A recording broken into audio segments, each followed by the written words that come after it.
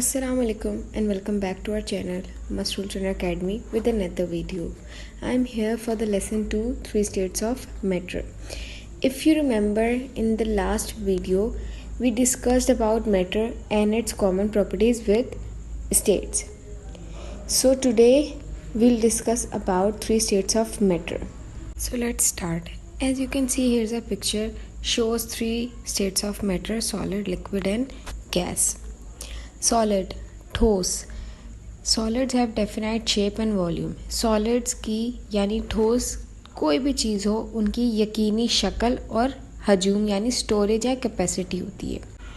The particles of solids pack close together.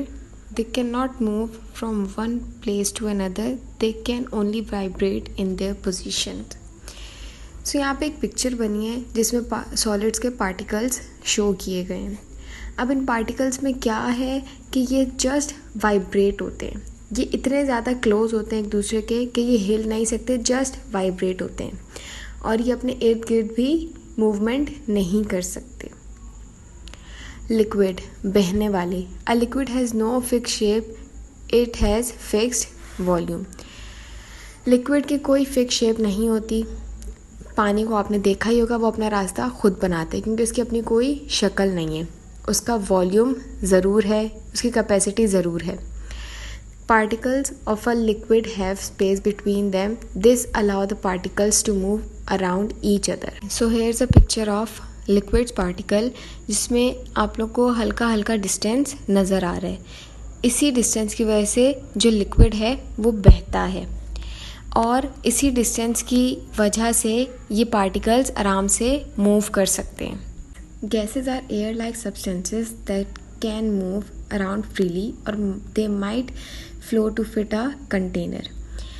Gas सबको पता है एयर में शामिल होती है और गैस हवा जैसा एक मादा है जो हर तरफ मौजूद होता है और हवा में शामिल रहता है. और गैस किसी भी कंटेनर में फिट होने के लिए बह भी सकता है. Gas are very far apart compared to solid and liquid.